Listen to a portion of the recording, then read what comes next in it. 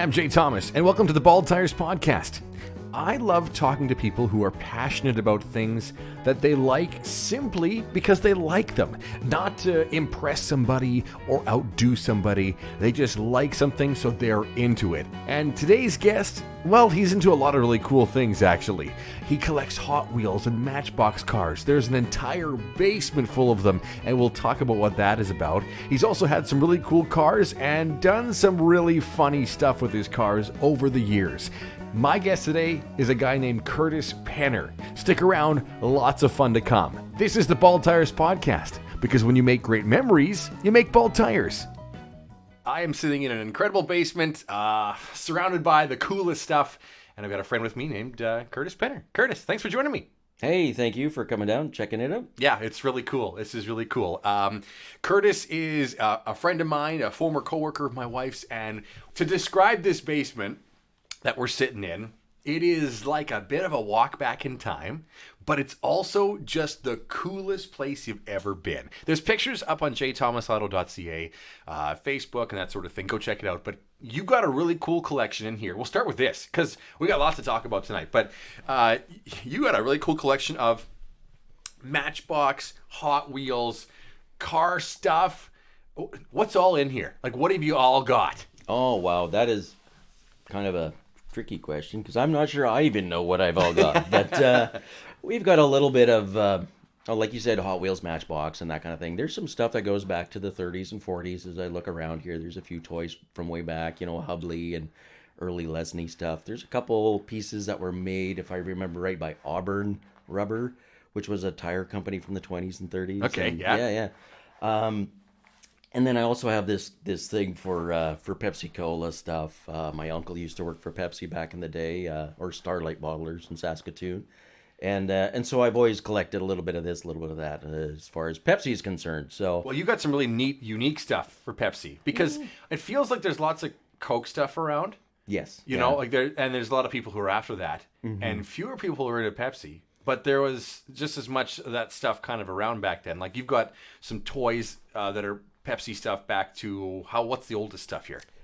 When it comes to toys, Pepsi-wise, I think 1970 something. So not super old, compared to some of the other toys maybe. But one of the setups I have here, or one of the kits that I have, is it's new in box. It's a Buddy L setup with a forklift and the little Pepsi bottles and cases on the back of the truck, and then there's a semi-trailer, and it's all still new in the box, original packaging, and as close to mint as you're going to get for something from the mid-70s. Now this one's never been played with, but did you have one of these? I did, and that's what really hooked me on this, and I probably way overpaid for this kit at auction, but me and another guy got into it pretty hard. Well into the hundreds of dollars for this silly kit, but we were having fun, I think. But yes, one Christmas I did get this exact kit, and I have no idea whatever happened to the box, but it got played with hard in the sandbox and was left outside in the rain and the weather, like most toys did back then. And I'm thinking of, like, I was telling you just before we started that I played with this Hot Wheels set. Of course, lots of the red line tire cars, and I didn't know what they were as a kid, but they were my dad's and my uncle's and things like that from the 60s. And then I also played with this supercharger track set, right? So it was the orange Hot Wheels track, and then the car, there was these little rubber wheels inside this house that were powered by these big, gigantic D-cell batteries. And the D batteries. And of course, they'd leak every time you use them, right? But you would go through the track and it would speed the car up, and it was really cool. We actually still have it. But man, oh man, how many cars and toys did we just smash and obliterate that were probably worth money? Probably were. My brothers, if they hear this podcast, or make be upset when I confess that a number of their old toys kind of met their demise in our family's driveway. I would take rocks out of the driveway and I'd smash certain ones. They would have accidents. So you had to mess up the rear quarter panel and the trunk lid and stuff, and other ones I'd leave in the path for my dad to drive over with his car. To which, whenever he figured it out, I got crap in spades when he came in the house for ruining perfectly good toys. But But yeah, it was the things that we wrecked. I mean, and I guess though that's why they're worth something today, is because Probably. they were played with to death back in those days, right? So to find one that isn't been played with Right. is pretty, special for some of these toys. Right. You Yeah. just don't find it that often, right? Yeah. Okay, so we've got like Hot Wheels down here. There's, then there's the 1/18 scale stuff, right? We've got some Right. models and things like that. But it's all the stuff in between that catches your eye that I think is so awesome, because you're a car guy, but you're a okay, I'm going to give you a name. I think you're a collector. Ooh. Like, you look for cool things and you find cool things and you seem to seek them out, or they find you. What is it? Like, do you go searching, or does this stuff magically find you? It's a little bit of both. You start out by searching, right? And then you get to know people, and people start going, "Oh, hey Kurt, I found this thing." Or better yet, one of my favorites is, "Hey Kurt, I got this box of crap. You want to have a look through it, or you want to take it?" And and that's like a treasure hunt for me. Like, some of those are the best. And as you look around, you'll see there's a little bit of artwork as well, and I think it's fair to call it artwork. Yeah, There's some, sure.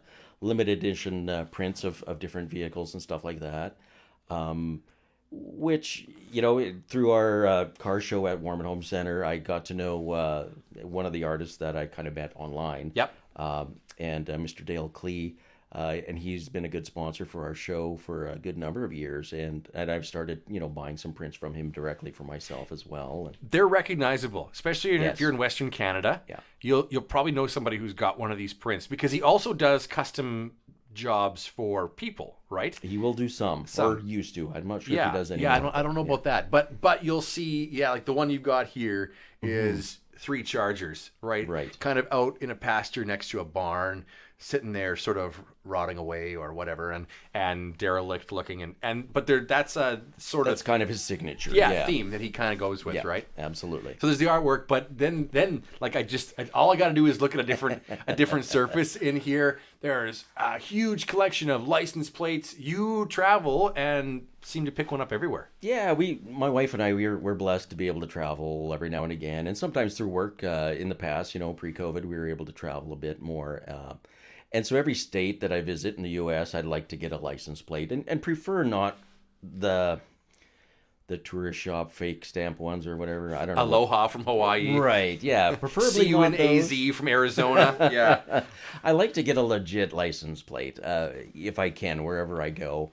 And the provinces in Saskatchewan. But I mean, we've traveled to Mexico, and Mexico was tough. I did get kind of a, what would you call it? A tourist trap, license plate from, Hotel California in Todos Santos. But in Costa Rica, we went with another couple, and we were cruising around the countryside and looking for, or we had just visited an artisan's shop out in the countryside, and driving along, and sure enough, here's a wrecking yard, and just on the brakes and cut a crap hook and turn around, and we're all laughing as we pull into this wrecking yard. None of us really speaking Spanish. My wife understood or spoke a little bit. Yeah. But we were able to communicate enough that we were after license plates. Well, here these guys, they took a few minutes, went out in the back, and they scored us a plate for free. And so that's on the wall over there. And I think I pointed out to you earlier, one of my favorites is one that I got in Ireland from a gentleman out there, which is a pretty cool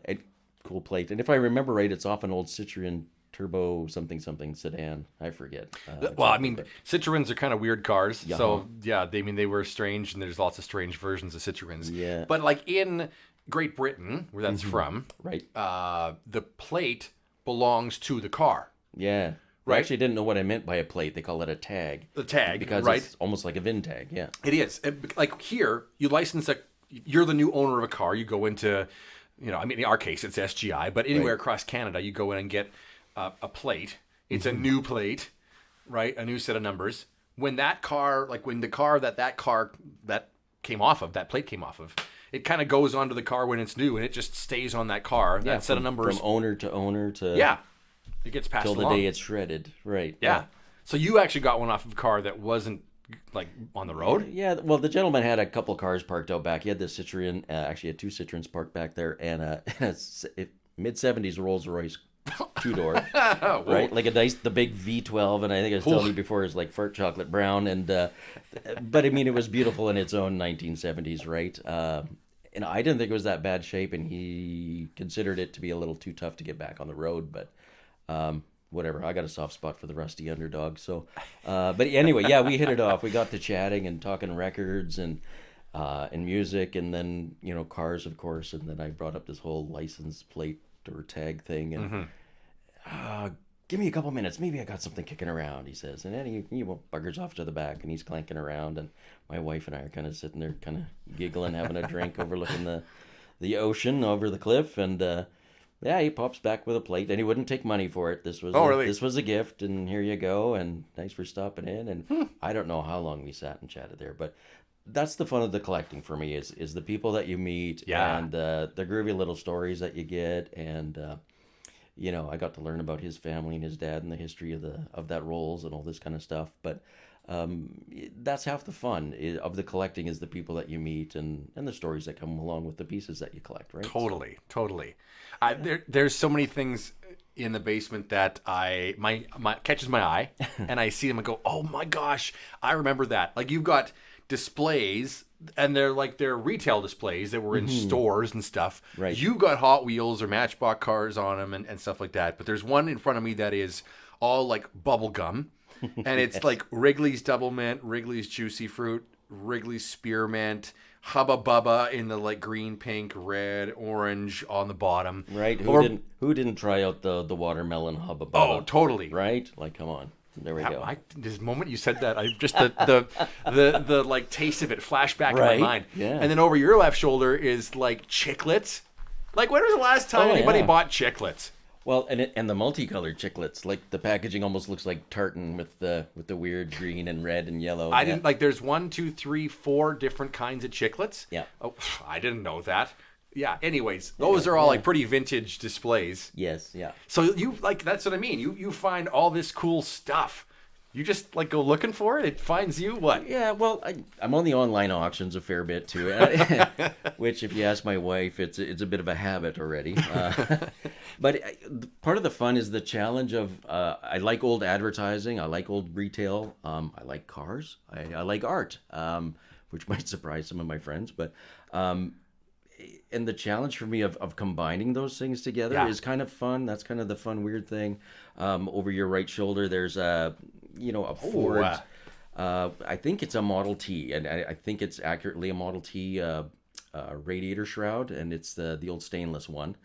And I just turned it into a shelf. So where the rad would have gone before, I've put some shelves in there, and we've got some cars on there. And in display, there's an old Chrysler one over there down the hallway with no paint left on it at all. It's perfectly rusted, which I got a big thing for rusty stuff. I just love rusty stuff. So there's something about it that's pure and real that I enjoy, Would you call it nostalgia? Like, would you call it a drive for that? I'm terribly nostalgic and a little, I romanticize the past maybe a little much, but even the guitar in the corner, it's a 1945. Oh, really? Yeah, that's a 1945 Gibson J45. I would have not known that it was that old at all, but okay, sure. No, I think I'm kind of the same way. Everywhere. I really like the vintage side of things, or I have nostalgia for stuff times I didn't even get to experience. Right. But I think that's probably a lot you too. Same Absolutely, thing, right? Yep. Like, there's stuff out here that's way older than you or I at all. A number of people have said, Kurt, I think you were born at the wrong time. I believe that for me myself too. So when we talk about cars, are you a guy who likes all original stuff, or are you a guy who wants to take a car and kind of hot rod it up, or change it, customize it? What's more your thing? Yes. Yes. Yeah,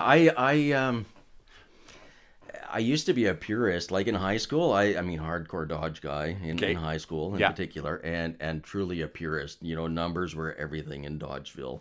And to all you Dodge guys out there, you know what I'm talking about. And you Chevy guys are rolling your eyes. You Dodge guys and your numbers. But that was part of the fun of the Dodge game was the challenge of getting the numbers matching everything, right? And of course, I had no money in high school, so there's no way I'm having anything that's mattered if it had matching numbers or not.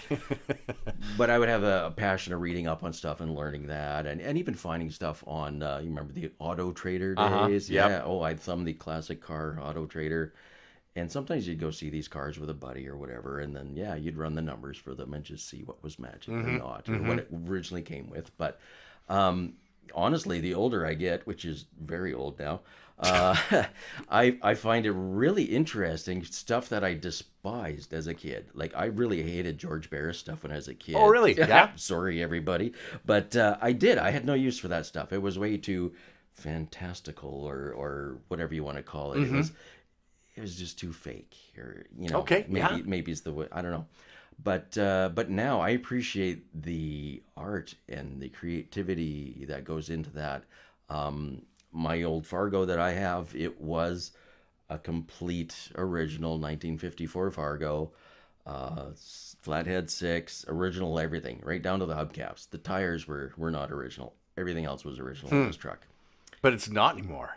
Not so much anymore. The body's all original. We really didn't modify anything on the body, but it's sitting on a 92 Dodge Dakota chassis, so power steering, power brakes, modern-ish parts that I can still find at a Napa or whatever. But to keep the nostalgic vibe and still have a little bit of entertainment, we found a 1958 354 Hemi that we punched out and popped in there. And so it's fairly loud and obnoxious, and it's a fun cruiser. It's maybe not super fast, but it's a fun cruiser. Makes good noise, right? That's a better it'll part. lay a good patch, if you were so inclined. Not that I would ever do that. But Yeah. it could be done. It could be done. Just saying, yeah. So I do appreciate the purist thing, and I love watching guys get excited as they're talking about how hard they had to look for this and find this and that. But I also find it really interesting.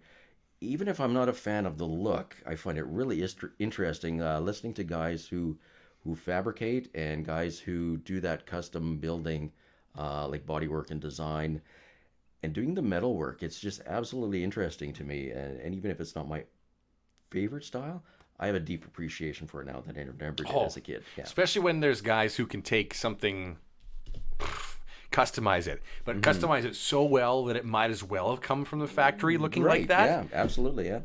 I've seen some vehicles like that recently. I'll be talking to a guy named Russ, hopefully here pretty soon, about an F-150 he's got, and it is mind-blowing. It's at half ton, but the things that have been changed on it and done so well, I'm not going to reveal too much because I'm going to hopefully have a video out on this truck for everybody here sometime soon about it. But as an example of that, there's just so much that's been done so well that it is something to appreciate, even if it's not really my thing. Right. I do find myself I consider myself sort of that purist, that looking for the all original. But I think for me, when it is all original, then you get to experience something the way it was when it was new. So it's almost like a little time machine. Absolutely. And you know what? I get it. Because the Fargo, when it was Armstrong steering and had kingpin suspension in front, it was like driving a tractor on the highway at 57 miles an hour.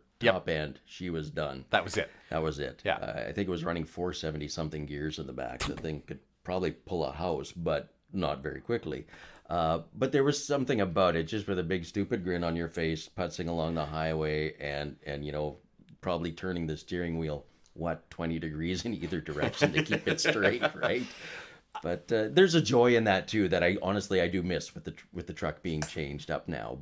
And there's something I like about the old stuff still kind of able to sort of hack it. There's something, what I mean? Yeah. Like, look at this old thing. It's still going, right? It's still driving. And there's lots of cars that I've been at car shows and talked to people, and there's stuff that still dates back to the 40s and 50s that it can still kind of half-fast keep up with kinda traffic. Hold its own out there. Hold its own. And if you don't drive like a jack, you can make your way around in it. And I'd like to apologize to all the jacks out there for that comment. Exactly. Okay. Anyway. I want to ask you what your first car was. My first car, it was a real peach. My dad wouldn't let me buy the one I wanted. My brother had a 67 Parisienne 2-door, right? Ooh. Yeah, it was kind of a cool 327 2-speed power glide, snot green with a white vinyl interior. The two special features of this car were the absolutely crunched rear quarter panel and the front fender. Fantastic. Yes, on the driver's side. 2 hit and runs on this poor car. That's what I wanted to drive for my first car. Dad's like, not a hope you're going to have that piece for a first car. So it turns out my cousin had, actually my cousin's wife, had this lovely little 1979 Plymouth Horizon 4-door, 4-speed. What color? Kind of a wine color, I guess, yeah. burgundy or whatever. And, it was in nice shape. It was well looked after. My cousin was a mechanic, like full-time GM mechanic kind of guy. And this was his wife's little runabout car. And they were selling it fairly cheap. And Dad had taken me to go look at a Volkswagen Rabbit diesel, to which my life almost turned upside down when we turned the key for the rattling and the knocking of this crazy POS. Yeah, like what a pile of junk. And he thought it was great. I was not going to be seen in public with a rattle box like that. There's no way. Which now they've got such a following. Right. I mean, they are so cool now. Now who's laughing? Yeah, right. But so I ended up with this, this Horizon ended up being a compromise. So I kind of grudgingly coughed up my own money, by the way, for $1,000 for this car. And I kind of, spitefully drove the living pee out of this car. Like, I was so happy it was a 4-speed, to be honest. I mean, otherwise, and you hear everybody talk about a Plymouth Horizon or a Dodge Omni, and what a piece of junk they were. The door handles fell off. The world's most gutless car, blah, blah, blah. I think I had the only good one that took an amazing amount of abuse.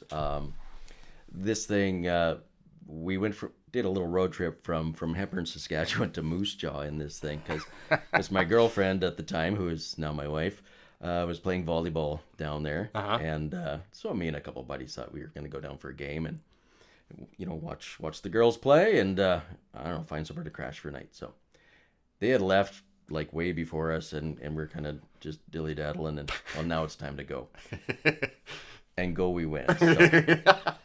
So that poor little car, we slowed down for Saskatoon, and once we got through Saskatoon, past Grasswood Esso, and put my foot to the floor, turned the radio up so I couldn't hear what was going on under the hood, and away we went. And the speedo just went to 140, but we buried the speedo right to the bottom, so we're guessing at around 160, maybe a little shy of 160, but basically 160K, all the way to Moose Jaw. Slow down, Chamberlain Corner, off you go, foot to the floor, give her.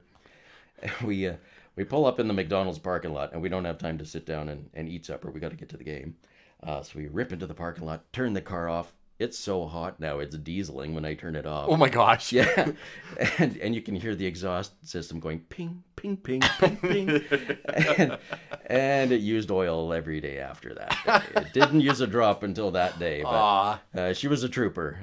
And actually later that night, I almost met Jesus as we... So my buddy and I drove to Main Center, I think it was, to his grandma's house to go spend the night. We're both really, really tired. We'd stayed up way too long and stuff. And quiet night on highway number 1. And again, to the pin, off we go. There's a herd of deer run right in front of us. And Buddy's half asleep, right? He wakes up to see a herd of deer in front of the car. And... I don't know. Your instincts kind of tell you that swerving at 160K is probably not a good idea in a Horizon, so I hardly twitched. And my buddy just about wet himself. He goes, "Did you even see those deer?" And he's like, "Yeah, I saw them. I just didn't feel like rolling, so it was kind of hope for the best at that point." And you went like straight through? Yeah, right through. Yep. Whoa. Yeah, a couple of angels there. So instead of Jesus, I've met a few angels instead. So, but... that car did amazing things, though. I've never hit a deer, but I'm so glad I haven't. I'm a bit of a hunter myself. Yeah, with cars. Oh, really? Yeah. There's been many after that. I got a few under my belt now. Yeah. But yeah, that's a moment. That was a moment. Yeah. So, after the Horizon, things progressed quickly at this point. Okay. Yeah. After the Horizon was a 73 Monte Carlo 350. Ooh. Yeah. Actually, it wasn't a bad car. It's kind of a moron, though, and I ended up selling it to a wrecker after I blew a frost plug out of it, which is too bad, because it actually was a pretty cool car. It was white, had Kragers on it, and had again, I don't know what it is with the wine color, but it kept popping up in my stories, but had the wine interior and the swivel buckets, though, right? You remember the loser little swivel buckets that GM had? Those were cool. Oh, yeah, and these things work great. They They sometimes would rust up and get a little goofy, but these were great. Worked fine. It was a great highway car. Not much off the line, but it's a great cruiser. But blew the frost plug. I think I broke a couple of studs off of one of the back wheels when we did a little ditch cruising with it one day. But if I recall correctly, but yeah, it had a tough and short life with me. Oddly enough, it ended up in Hepburn at the auto wrecker there as well. Maybe I should ask you, Curtis, how many cars ended their career with you? 1, 2, 3, 4, 5, 6. Yeah, there's at least half a dozen. There's half a dozen that you were the last owner? Yeah, yes. Yeah. I'm pretty sure I put them through their paces. I was a wee bit hard on things when I was younger, yeah. So but we had fun. Frost plug went. Oh, yeah. Had some issues. What was next after that? Got rid of that. The Horizon, by the way, is still living at this point. No. Yeah, that car wouldn't die. It was unbelievable. I put in 2 clutches. I shouldn't say my poor cousin that I bought the car from. Put in, I think, 2 clutches, and I think that's all I really had to do with that car. I bent the rear spindle when we did an e-brake turn in front of J&H Builders one day after work. I curbed it pretty hard. That was back when Avenue C used to end right at J&H Builders there. Okay, yep. Yeah, so we did a nice e-brake turn into that sweeping corner, and I curbed it pretty hard. So, but it still survived. And then in the meantime, I got married, and we still had that car. But my wife and I were hoping to go to Vancouver Island and drive, thinking that car is probably not a good idea to take out there. So we took the in-laws Tempo, I think it was. And 2 weeks after our honeymoon, drove it to work, and the bottom end fell out of the motor. That was the end of that. A buddy at work had an 82, I think it was, F-150 for sale. It had the West Coast mirrors and the little lights on the roof. Yeah. But best of all, it had a 351 Windsor with a 4-barrel in it, and that truck went. Like, that truck was actually pretty quick, especially for the time. Yeah. That was a pretty fun truck. Unbelievable fuel mileage, and when I say unbelievable, that's not positive in this particular case. We tried to take it to Edmonton one time, just go to West Ed Mall or whatever for the weekend. By the time we got to Cut Knife, I was getting pretty darn nervous that we weren't going to make it to Edmonton on a tank of fuel. So we stopped in Cut Knife and had to fuel up. And if I remember right, this is back in 1990 something or other. What would that be? 96-ish. I think we dropped $200 on fuel going to Edmonton and back in that F-150. So, I mean, that's like a normal number now. Yeah, now, Right? Yeah, but that was pretty emotional for a 21, 22-year-old guy working for, I don't know, what was it, $5 an hour? Right. Like and you spent $200 just in gas. There goes my month's advance. Gone. Uh-huh. Yeah, road trip. Whoopsie. After that, I mean, I got into the 94 Cavalier. That was the first brand new car that I had. We bought it at Sherwood Chevels on 8th Street there. Oh, yeah. From the Scharf clan. It was kind of the true Mennonite car. Being a good Mennonite boy myself, last name Penner. Not very good at being Mennonite, sorry. But anyway, it was a cheapie. It was the nicest looking cheap car I could buy. Yep. A 4-cylinder, 4-speed, really no options except for cruise and the rear spoiler. That was kind of my line. I had to have a spoiler. Had to have a spoiler, yeah. It goes faster with the spoiler. Yeah, 10 horsepower added, guaranteed. Guaranteed, yeah. And if you got stickers on it, that's another 5. Oh, if only I could have afforded stickers. Yeah, see? I was too cheap for the Z24 stickers. So I did that, and that thing got, it lasted 6 months with me. That's it? No fault of my own, okay. I have to say. This time it wasn't my fault. Some young guys ran into it while it was parked in Warman one night. We were at a family do and just having a grand old chat, and some young guy came in and was looking for the owner of the guy with a red car parked across the street, and that would be me. I came outside, looked across the street. My car was not where I parked it anymore. It was now over the sidewalk, up on the front lawn of somebody's house, with the trunk lid halfway up the back window and the rear quarter folded into the tires. So, yeah, poor guy. He just got his license. Like, I don't think he had it for 2 months, and he was taking some buddies up for a cruise and rubbernecking some girls while they were walking on the sidewalk, and he wandered off into the parking lane and just smashed the dickens out of my car. So. I don't think that's like the first time that's happened.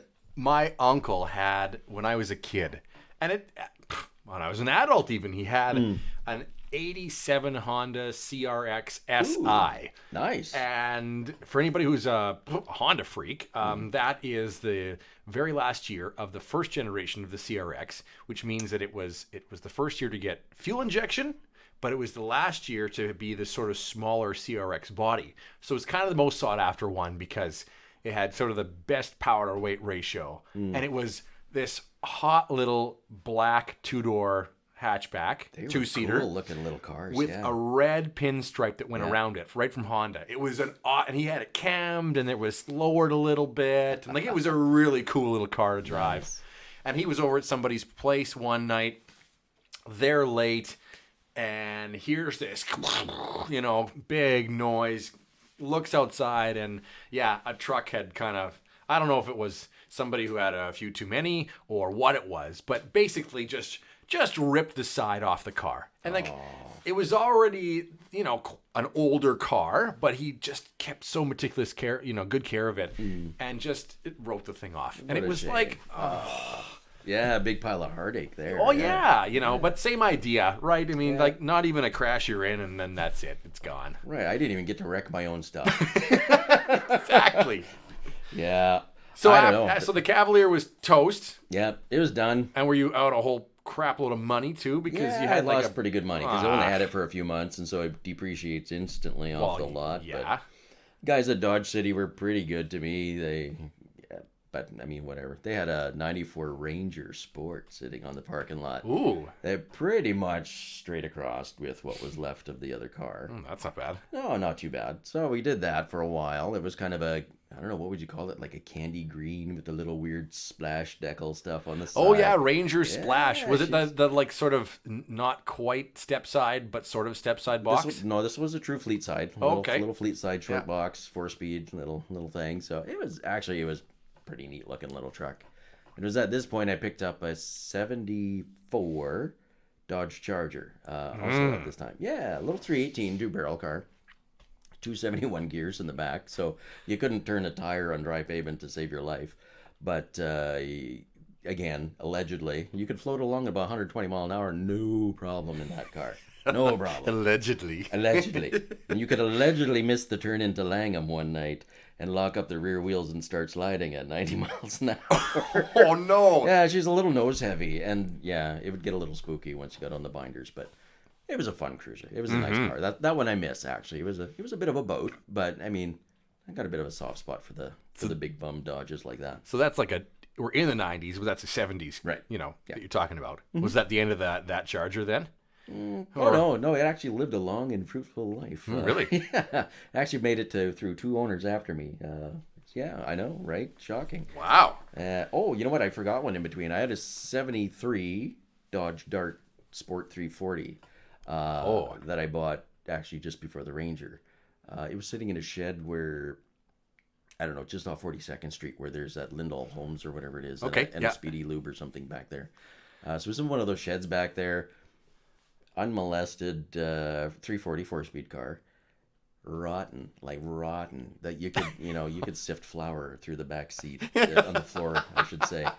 You drive it fast down a gravel road and you couldn't see inside the car. It was like the Temple of Doom in there. It was bizarre, but had the great big 800 Thermoquad on there that Freiberger and what's his nuts off of Roadkill loved so much. Oh yeah, the one that they ripped out of that motorhome. Yeah. Right. Yeah. And they stuck into the Charger. The wasn't Charger. it? Yeah, the Mayhem. Yeah. Right. That's right. Yeah. Yeah. Anyway, that thing went pretty good for an old car. She went pretty hard. Rubber second gear. Copious amounts of fuel though. Oh gosh. And the linkage was all buggered up between first and second, so you'd kind of either drive it like a grandmother or you'd drive it like your hair was on fire. That was kind of the two options, right? Because you'd have to speed shift it into second or you skip into third in city driving. Like there was just really no in between. It would just sit there and get jammed and then you were kind of stuck. But it was really fun until I got pulled over and got a whole shopping list of tickets from the from the city cops. You mean from like having no floor and things like that? No, he didn't even get that far. Oh, okay. Yeah, okay. All right, I catch your drift. Yeah, they didn't quite get that far.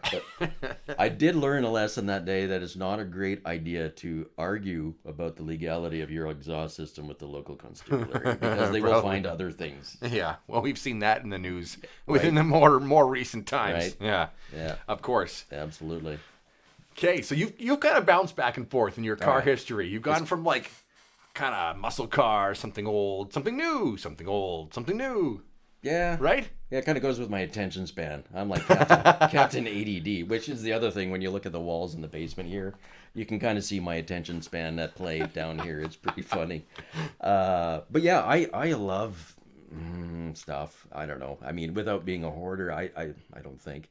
But whether it's a muscle car or whether it's antique, I really appreciate most anything automotive, really, to one degree or another. Yep. I've got a G35 right now, which, what is it, 2007, I think. Fun little car. Really, really enjoy the car. I had a couple local kids kind of making fun of me, because I'm kind of the old muscle car guy, or the old Fargo guy, and now you got a racer car, and I'm like, well, whatever, it's fun. Like, I don't care. Call it what you want. It's fun. I'm just into all the cars. Right. And that's me. I know there's people that maybe are just into sort of one thing, and that's really cool. And if you're good for like you. into it, that is. I'm totally like anything, everything. I like the style of the swoopy fenders, 20s and 30s cars. There's something like that just is. If you ask my family, when I was a kid, like going to like the Dragons car show, every Easter, like that's the stuff that I was attracted to. But I also love the big square 60s stuff, muscle car stuff is great. And then I grew up in Hondas. Like, like that was my first car. And then like families have had them ever since and stuff. I'm into that too. It's just kind of everything for me. I just like it all. Yeah, absolutely. Same here. And you know what? I mean, in one of your previous podcasts, you were talking to a fellow who's into the big cars, like the big uns. And I mean, I got a thing for wagons, which a lot of people do now. Now it's cool. In the old days, we were a bunch of weirdos. But I mean, a Vista Cruiser, that's always been on my list. Like that 70s show, right? Probably just launched the Oldsmobile Vista Cruiser back into stardom again, because of Eric and Red Foreman and all that fun, right? Right. Well, and you know what? Matchbox makes a couple really nice versions of the Vista Cruiser. Really? So I got a couple on the wall in the other room. Okay, I'll have to look after we're done this. We'll take some pictures. Yeah, right. There you go. You have a wagon right now. Or is it you? Does. Your son does. No, okay. My one son does. He's got a 79 Mercury Bobcat wagon. Like, what are the chances of finding one of those? Well, it's through a coworker, right? It was a buddy I work with. His brother had it on the acreage, and his brother passed, and this had been sitting around, and they were looking to clean things up, and so as I love old stuff, and so I actually ended up picking up that little. I keep wanting to call it a Pinto, but I picked up that little Bobcat for my son, and he also had a '76 Buick. Oh gosh, it was a Buick Century Spirit Edition. Oh, sitting there. Yeah, it was kind of a medium green with a white vinyl interior, and I'm a sucker for white vinyl interiors. And the price was right, and so we trailered it home. And the cousin that I mentioned earlier, he does a lot of fabricating and hot rod stuff. Jansen Hot Rods. Yeah. So Alvin over there is my cousin. Okay. Yeah, sure. Yeah, and does some really fun stuff. So we thought that this might be something that he could either work with or flip or something, right? I just hated to see it sit there and go and die in the grass. Yeah. So anyway, we dragged these two home, but we threw a battery in the old Bobcat, dropped some gas down the car, fired it up, drove it on the trailer. Really? Yeah, true story. And all we've done is we've replaced the front rotors and spark plugs and wires and silly stuff like that. Done a tune-up, and my son drives it to work and warm it every now and again. And it just goes. Yeah, it just goes. Okay, so let's go back down the rabbit hole of the cars you've owned. Let's go to that. Oh gosh, yeah. So after what did we get to? Where were we? Oh yeah, Dart Sport and a Charger. After that, there was a '68 Fargo, baby blue with a white roof on it, and 3 in the trees. Cool. Leaning tower of power. Drove the beans out of that thing until I blew the tail shaft out of the transmission. Whoops. Sold it to my other cousin. I got a lot of cousins. And yeah, in the meantime, at this point, I picked up the 54 Fargo, which the funny thing with the Fargo that keeps popping up is that I saw it when I was 11 years old for the first time. My dad had a 56 sitting in the driveway. Okay. And, he kind of held it together as long as he could, and then it started wasting away. But my older brother found this 54 sitting out by Viscount. Close to Highway 2 and 16, there's an elevator sitting off on the south side of the road. And it was right by that elevator on that yard where this truck was sitting along the rail line. Okay. And anyway, he had seen it when he had delivered some lumber out there, and so he mentioned it to Dad, and we went for a Sunday drive, go have a look at this thing, thinking, it might be a good parts truck or whatever. Yeah. Not for sale, go away. Uh-huh. So anyway, it was some 10 years later, ironically, driving truck for the same lumber company, driving by, and I wonder if that truck's still there. So here again, probably shouldn't be proud of this, but I drove a slightly overloaded flatbed of lumber down a summer road to see if this old truck was still there, and it hadn't moved an inch. The only way it moved was down into the grass. Yeah, sinking. Yeah, so I talked to the old guy who lived on the yard, and he's, that effing truck. Yeah, the CPR guys were just here asking about that stupid truck, and then some other guy was here. Here's the nephew's phone number. He knows the nephew who owns this thing in Fort Saskatchewan. He'll help you out.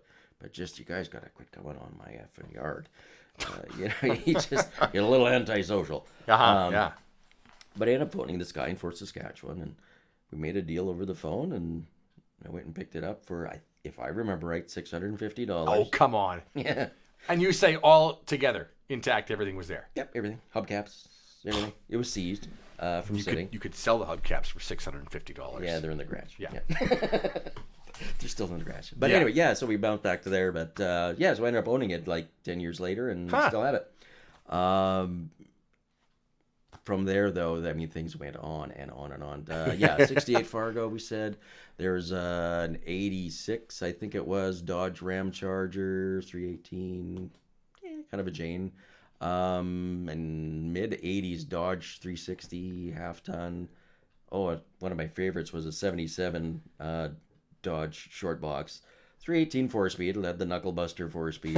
Yep. The old TikTok tack was ripped out of the dash. It originally had the clock inside the tachometer, but it had long been ripped out. There was not a straight piece of tin on this thing, and it was a 4x2, so it was only 2-wheel drive, but it was raised up like a 4x4. Okay. Weird. Yep. So it's kind of like a Little Red Express wannabe, but a fleet side and raised a little.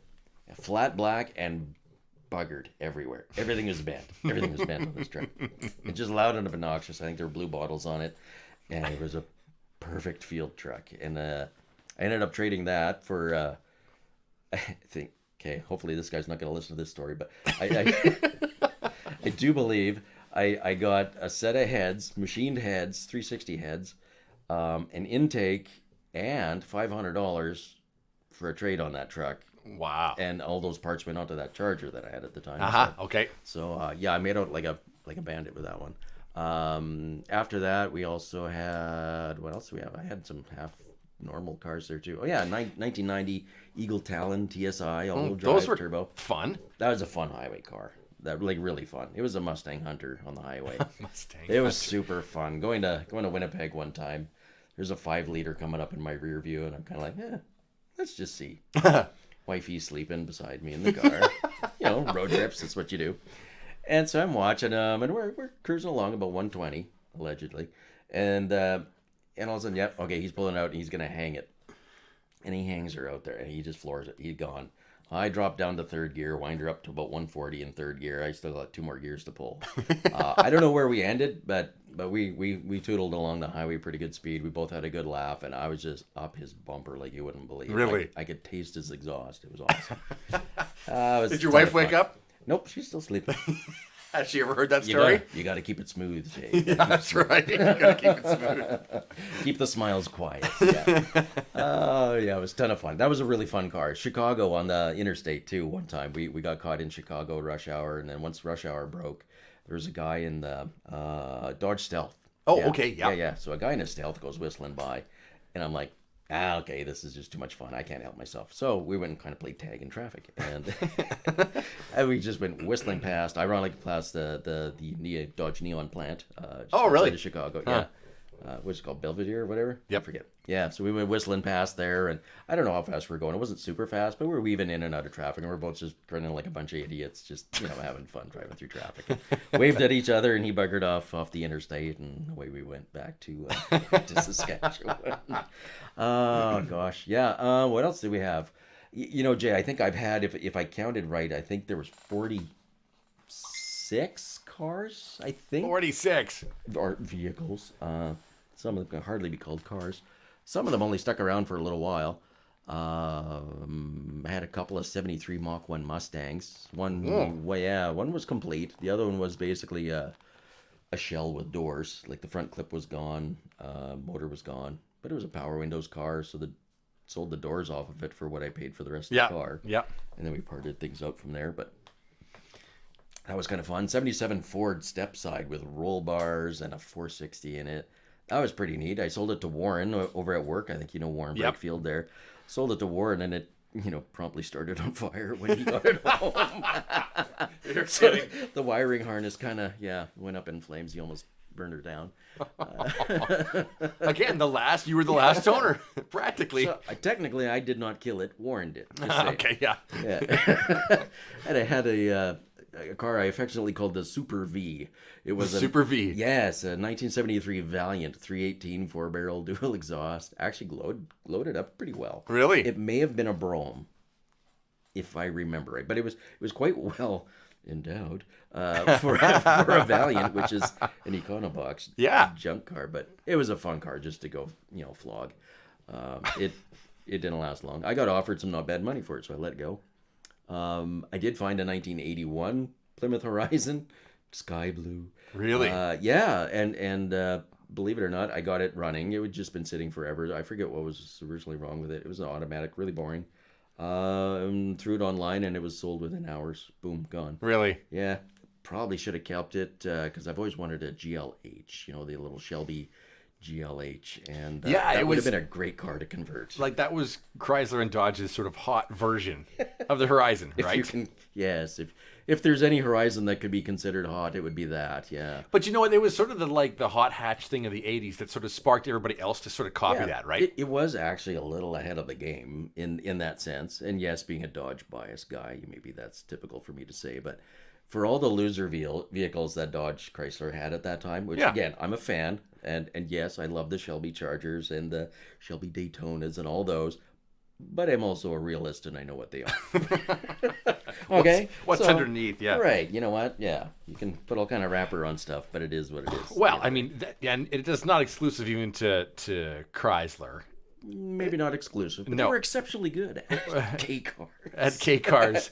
But you know what? The 80s were a dark time for some North American motoring, right? Absolutely, yeah. And it was a huge swing from what had sort of been this big, I was talking about this with Tim in the kind of last podcast, is there was this huge, big lumbering boats of cars. Yes. And then when the 80s hit, and especially with the influx of like the Japanese stuff coming in and taking over, there's this big sort of change. And I think all the North American companies, the big three especially, sort of like kind of fumbled their way through it until they got to the other side. Mm-hmm. Because there was some really terrible stuff. Well, and they were fighting EPA stuff that they had been winning the argument for the previous 10 plus years. Right. Because the EPA the issues with them didn't start in 1978. No. I mean, they were long before that fighting, and the car makers kept winning, and now they weren't winning everything anymore.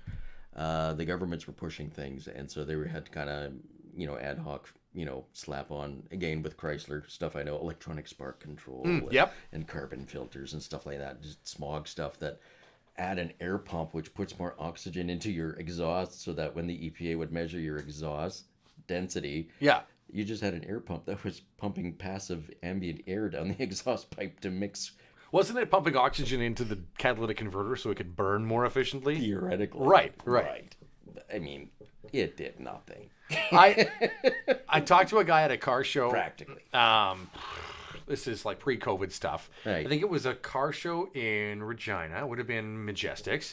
Okay, yeah. And he had an 81 or 82 like an Imperial or something like Oh, that. yeah, groovy. Yeah. Yeah. But it had all that electronic junk on the carburetor. Yep. It also had a digital dashboard. Like it was, but he said it was like hellaciously difficult to kind of master and get the thing running properly again. It was not fun at all. No, and it was there was complicated. Some of the early, I guess, what you would call computer. Yeah, no, that's what it was. It was like electronic, not just electronic ignition, but like almost fuel injection. But it was still running a carburetor, but it was the computer-controlled fuel injection, like this stupid mix of stuff. It was odd, yeah. Right. My other son has a 1980 Dodge Murata.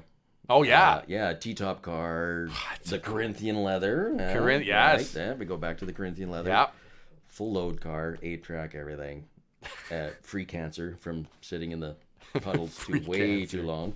But yeah, that's his baby that he's messing with right now, and it had a lot of that spark control. We just yarded all that stuff out now and put in a 1970 318 with a 4-barrel and call it good. Yeah, that's right. To fix all that other stuff was just getting to be too much. Well, and that's the engine stuff in the 80s too. We talk about like quality problems. Ooh, rattles are us. Yeah. Yeah. Right? Yeah. Plastic breaking, paint flying off. Oh, dashboards warping and reforming themselves in the heat. Yeah. Yeah, there was some like challenges for the North American automakers. But you know what? It's all said and done. It's probably a good thing because I think a lot of the import cars forced the North American makers to change or die. You know that old saying, That's right? exactly what it was. Pull up your socks because I think North American buyers realized that you don't know what you got unless you compare it to something else. Right. So you're trundling along. It's like the people who, had to live in under the communist rule in Russia, driving a Trabant. Thought that was okay. It's all right. It's all right. It's a terrible car. The communist built stuff was awful. And it was dated back by 40 years, blah, blah, blah. There's whole stories on that. Oh, yeah. And until they realized whatever the rest of the world was driving. Right. And you go, holy cow, Wait right? a minute. I think there was a big wake up for like the North American markets and the manufacturers kind of in that period where they went. This coming from a guy who owned a Fiero and drove one at one point and laughed and thought it was a lot of fun. So yeah, that's car number 30 something. I forget. I don't know. I've never driven a Fiero. Are they actually fun? It's like driving a go-kart, a somewhat poorly assembled go-kart, but a go-kart. A V6 4-speed, I don't know if that was even 150 horse. There was no race car in that respect, but throw it around like the dickens, and contrary to what I expected, it was a hoot on gravel roads. An absolute hoot on our grid roads out here. Oh yeah, terribly fun. You got to learn how to drive a mid-engine on gravel, but I mean, that I guess was part of the fun. Okay. It was the weirdness of it all. Yeah. I got a question for you now. Okay. Go. Have you ever had a car you didn't thrash? I don't know. I don't know if I can say yes to that or not. That seems to be a kind of a trend as we go along. To be. I put this one in the ditch. And maybe that's why I'm not a purist. And I'm too much of a 10-year-old in a 48-year-old body that just, I love playing with the toys that I have, whether it's full size or small, right? But I don't know if I could answer yes to that. I think everything I owned has exceeded the speed limit. Well, that's it's kind of a given. That's kind of a given. And most everything I've owned has kissed red line at least twice. So yeah, I don't know. Yeah, I do like to have fun with the stuff that I got. I don't abuse stuff like I used to though. Like as far as abusing. Yeah. But driving? Yeah, you bet. You betcha. Love driving. Love driving hard. And I love road trips, even just cruising. Yep. I'm the same way. I did learn that speeding in what was it again, Idaho and Utah can be expensive. I clocked at 110 miles an hour. Oh my gosh. Yeah, but you know what? It wasn't as expensive as I thought. It was all right, but the guy had pretty good humor about the whole They let you go. They let me go. He gave me a present to take with me, but he let me go. Yeah. Oh yeah. That's fun. Well, we can't all be smart, but we can have fun. Yeah. Like if I was just to say, what's your best car story? Your best goofing around story? Oh gosh. I mean, like, what's the first thing that comes to your mind? that poor Horizon that I mentioned earlier, the thing went through things it never should have done. We used to take it on 8th Street, and we'd, knowing you're going to lose and you're kind of a hemorrhoid, out there in your little car, I'd race 5 liters and Z28s. And I remember a guy in a Javelin one time. He had a nice Javelin out there. And I'd rev it up, and we'd just chotch it up at the lights, and kind of get these guys revved up, and some of them got a little mad with us, but I'd drop that little car, drop the clutch in that little car, and I'd smoke them through the lights because they're spinning tires and I'm driving. I'd pull second gear and I'm still on them. And all of a sudden you hear this whoop and they're gone. Yeah. And my buddy and I would just sit there and laugh, knowing we're a bunch of losers. And the other guy's like, oh, what a bunch of dorks. Yeah, well, are we actually dorks when we knew we were dorks? How does that work? I don't know how that works. But, yeah, one of those didn't end so well. It ended up with me with a bit of a black eye in a parking lot later on. I had a big mouth and a small body. That doesn't always work. I had a friend. So my car, my old Honda Civic, this one that my grandpa had, and then it was mine. Just like your Horizon, front wheel drive car, 5-speed manual, and a 1.3 liter. Ooh, monster. 55 horsepower.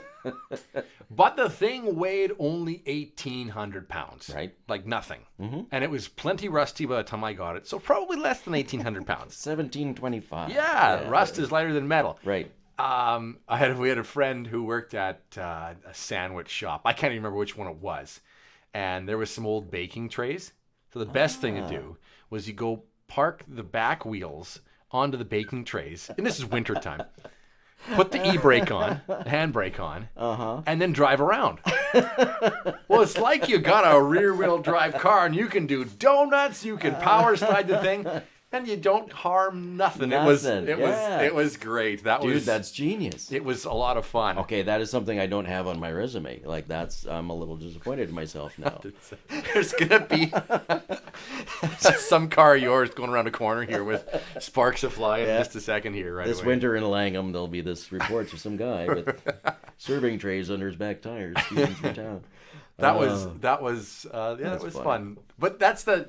Oh, man, I think it's something that, like, every 16-year-old kid did. Stuff like that, Well, in front drive cars, you had to make your own entertainment, really, right? Because, I grew up in mostly a rear-wheel drive era, and it was just transitioning then.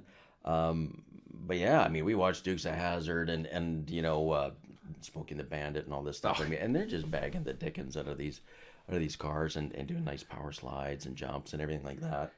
My sister's 73 Valiant, by the way, did manage to get air at Avenue P at the railway crossing there.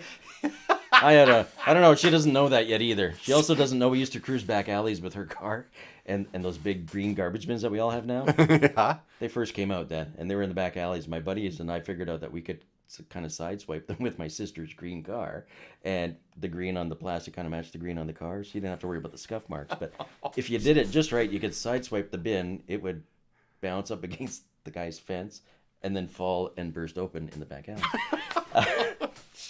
So I was a terrible kid. I was terrible. But boy, we had fun though. Are we starting to incriminate you, Curtis? A little bit. City of Saskatoon's going to send me a bill. But that Horizon, just again, stupid stuff that we'd do. I was in Bible school in Hepburn. After high school, Mom and Dad said, thou shalt go to Bible school. And I did. And I got bored. And so you had to figure out what to do. Well, Hepburn used to take all the snow on Main Street, put it in the middle of Main Street. So they'd clear all the parking up against the sidewalks, and you'd have this great big ridge of snow. Hey, Kurt, I bet you can't make it through there with your car. Huh, I bet you we can. So we did slalom races through these snow piles that were, 3 and 4 feet high, put up by the poor grader operator from the town. And then so they got wind that we were making a mess that way, so they cleaned it all up. Well, now we have a dance floor. How many Rockfords can you do in a row, Kurt? I don't know. Let's find out. So we did Rockfords all the way down Main Street, and I almost ended up on the front steps of the bowling alley there. By the time that all ended, got a little dizzy, but it's just stupid stuff, But I don't know. Too many angels. They wouldn't let me die. There's got to be some purpose for me on this earth. I guess so. Hey, I don't know. For all the fun you've had, the amount of dumb I've pulled, and it's. And the sad part is I probably don't remember all the stories. You'd probably talk to friends who go, "Oh, Kurt, hey, remember that time?" Oh yeah. No, I didn't, but I believe you. But I believe you. Yeah. So what's on the want list? Like where you're right now. You got the Fargo, the truck. Right. Yeah. It's pretty cool. Yeah. Pretty fun. Yeah. What's on the horizon? Just to steal a. Well, it's funny you should say that, and I mean, and it's popped up a couple times tonight. I'm feeling a little nostalgic about my old Horizon. I'd love to build a GLH out of it. You know, good old Carroll Shelby's goes like H. That was the whole deal of that one. I'd love to have one of those just because they're goofy and fun. I think that'd be a hoot. Other than that, you know, gosh, again, this probably is an attention span thing. I'm a very in the moment kind of guy. Well, yeah, like going back to this, the things have found you is that, you know, you found this little convertible too. Right, that little shadow in the garage. Yeah. Yeah. Which is hilarious.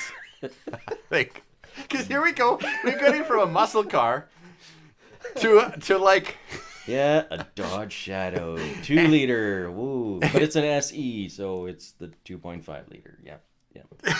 Massive horsepower. I just picture like a bunch of blue hair in curlers in Palm Springs with one of these. Well, you know what? I don't think I can grow the hair anymore, but you get a wig. That's I right. can rock some curlers. I love that you love anything, and I think this is accurate if I say this, Curtis, that you probably don't really care what other people think of it. Not a whole ton. In fact, if they don't like it, it's actually kind of more fun. Really? Well, in a way, you know, I've always rooted for the underdog, right? I mean, yeah. But I mean, because I think it's cool when you like what you like. Right, yeah. And I totally respect people that like what they like because they like it and for no other reason. Yeah. Not because they're out to please somebody or out to impress somebody. Well, I tell you. Just like what you like. You know? You're not going to impress a lot of people with a 92 Dodge convertible. But that's okay. But you're probably going to make a couple people laugh. And honestly, that's the fun for me. Okay, cool. Yeah, that's the fun. People laugh at it or laugh with you or at you, whatever. I get a kick out of it, yeah. And my son with the Bobcat, he also has a 61, I think it is, Hillman Minx. Oh my gosh, a little British car that belonged to another previous coworker from the home center. That was her car in college, and it had stuck around forever and been in a hangar, so we bought it. And it's just a weird little Mr. Bean car is kind of what we call it. British thing. But I love it. I think it'd be a hoot, you know, do a little gasser knockoff with that thing. I think it'd be just bizarre and fun. Yeah. But you know what? It would be even just cool just the way it is too. Oh yeah. You know, absolutely. like it's just all bizarre and weird. Horsepower, I forget. I think he said is like, what did he say, 42 horsepower or something like that? There's a guy I got to meet a couple summers ago, who's not like, he's probably in his 20s, and he's got this car called a Nissan POW. And, okay, yeah. And they never came to Canada. It's an import, but they were made in Japan by Nissan. Yeah. And they were made to look like an old Nissan. So they were kind of built in the 90s, early 2000s, whatever it was. But they were like this super retro, weird car. And it has like the side windows slide. Oh, they don't roll up and cool. down. They slide. And all these kind of weird, you know, the sort of straps, kind of like a Volkswagen Beetle has, that hang inside, and just it's bizarre. Oh, intriguing. But you know what? He thinks it's the coolest car around, and I'm like, I think it's so cool that he thinks it's cool, right? You know, yeah. And then it's like, no, that sure ain't gonna win no races, and it's not sexy, but it's really funky and fun and just hilarious. Well, you've got my curiosity piqued. Right? Like, I mean, I'll be Googling that when we're done chatting. So. And it's kind of like a seafoam green color. Oh, even better. And with a creamy white top. Yeah. And like white interior. Actually, Elliot's Hillman is actually seafoam green. Really? And white. Yeah. And so I think his plate is Sweet Pea or something like that. Nice. Yeah. Anyways, it's really cool. But no, I dig that, because I think any car guy shouldn't have to justify what they like to anybody else. You can just like what you like. I agree. And you know what? I like car show culture now maybe better than I did when I was a kid. Yeah. And no disrespect to guys like the Dragons who've been doing it for like decades, like generations even, really. But you're starting to get a different feel now when you have stuff there that is not pristine. You get the Survivor car corner kind of thing. Yep. I'm just all about that kind of stuff, or barn find stuff. I mean, I just love it, and I forget which club it is that brings some of the old tractors, and they usually have just an amazing display at the Dragon Show. I think they're from Rosetown, but I'm not sure. I think so. Yeah, that sounds about right. But just some wonderful tractors, which isn't necessarily my passion, but they've displayed them so well, and they've restored some of them so well, and they've preserved some of the heritage of the other ones that maybe they didn't restore. Yeah. But they're still fully functional units, and they present really well. I mean, presentation's a thing for me too, and I mean it's just kind of fun. Well, I love that part of it. I got to do one indoor car show last year. Of course, it's COVID, right, and all that's going on, but it was the Rosetown Dusty Wheels car show that was allowed to go ahead, following all the rules, and that's just, there was kind of like that sort of big dip in the numbers at the end of summer in COVID, and everything was okay, and it was fine. But I actually got to win like best display in the car show, because for me, like, I've got my 69 Buick, and I've got an old little portable turntable that I found at, I don't know, some sale somewhere. Sweet. I've got a collection of records, some LPs that are all from the 1969 era, like the Mamas and the Papas and Herb Alpert and the Tijuana Brass and all just kind of weird stuff. And I sort of brass. Yeah, and I've got a matching vintage Coleman cooler and the water cooler that goes with it. That is a sweet cooler. Yeah, it's a sweet cooler. It's blue and white, but it's anyways. It's the little things, right? Yeah. Absolutely. And then I through some friends of mine, they connected me with somebody had a huge collection of parts that they had kept, old new spares of stuff, and they had these old GM AC Delco shocks, rear shocks for my car, but they're not gas shocks like new ones are. They're oil-filled shocks, which were the upgrades back then. GM called them pleasurizers.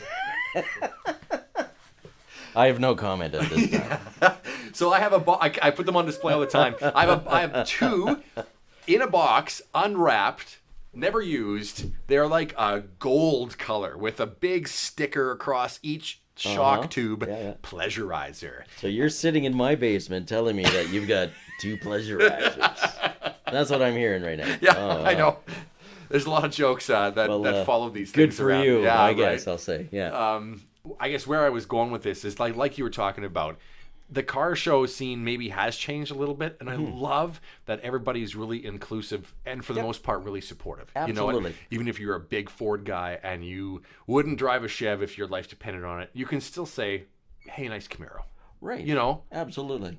You can still be a supportive guy. I think that's what brings the car people, guys and gals, all together, is just this, like, we just love cars, and you like the people who like cars, right. And you know, the whole the dawn of the rat rod and that, which is a term that's grossly overused and probably misused, but that whole thing opened up a whole nother avenue for people in different budget situations, right? Yes. Which is the other thing that I really liked. It became more accessible, it seems, in the last while.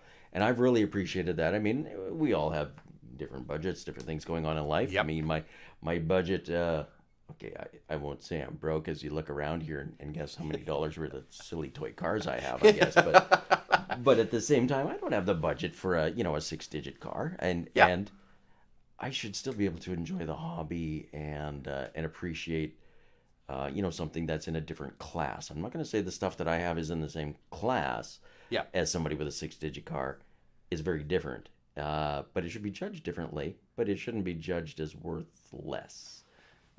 It is worth less, but it's not worthless. Yes. Right? Yeah. There's if that maybe makes more sense. No, there's a difference between those two things, and I like that people can appreciate that now. Just like the car I drive, it doesn't have a huge dollar figure to it, but I'm able to get into sort of the sport or the passion, of the car show circuit with something like that, with a reasonable investment. And really, it's a 4-door sedan, well, hard top. Right. Which used to be a poo-poo. Right. Right. And now I think it's really cool. I'm starting to see more and more. There's especially younger guys.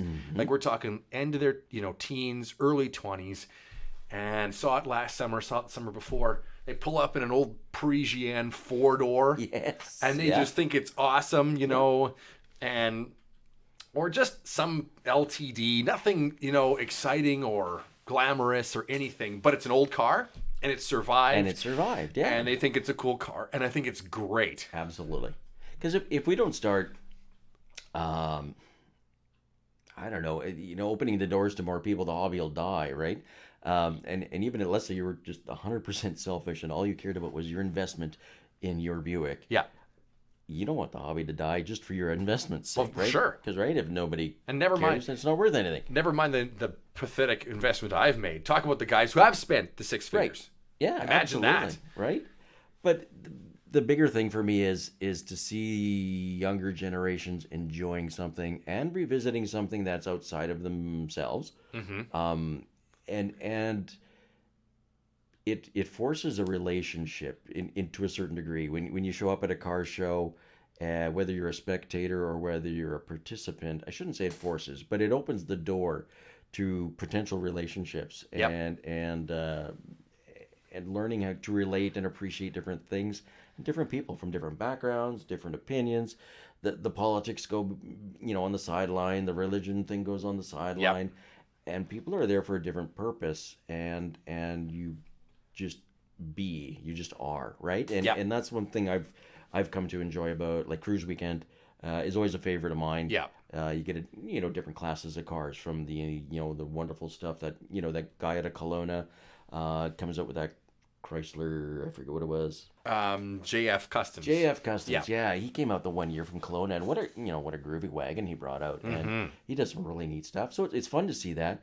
And then I see a 76 Z28 with a couple of rust spots behind the back wheel, and I go, yeah, there you go. I'm loving this. This thing has been, it's been loved hard, right? Like, it's been courtesed.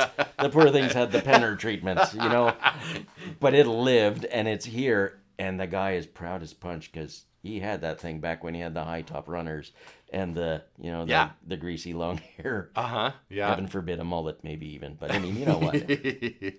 I think it's great.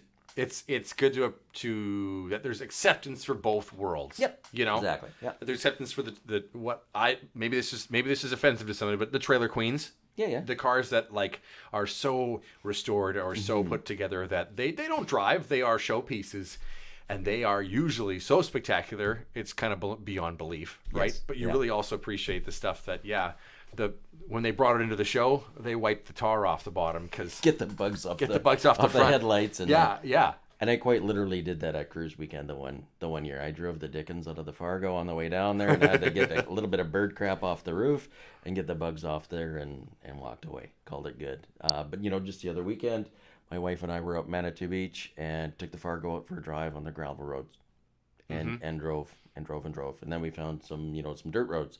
And we just drove. We went cruising, and I didn't have to worry about chipping the paint. I can park it in Walmart and not have to worry about, you still don't love it. Like, don't get me wrong, I'm not a moron, but I mean, at the same time, I don't have to, almost die inside every time I leave it alone somewhere. And that's one thing I like about that class of vehicle, is that you can enjoy it as a vehicle still. And whereas if I had something that was too pretty, I'd worry too much. Well, this has been a ton of fun. Thanks Absolutely, for everything, and for coming on the show with me, and all the memories and the fun stories and all that. My pleasure. It's been a hoot, actually. Yeah, I've really enjoyed it, and hey, come back again. We'll crack a can and sit down and tell some more tales. In the meantime, let's go look through that stuff in your garage. Absolutely. Let's see if we have some treasure for you. Thanks for listening to Bald Tires Podcast. You can always subscribe. Please follow me wherever you find your podcasts. You can also go to jthomasauto.ca. You can find me on Facebook and on Instagram for lots of fun stuff and more videos and other podcasts to come. This has been the Bald Tires Podcast. I'm Jay Thomas.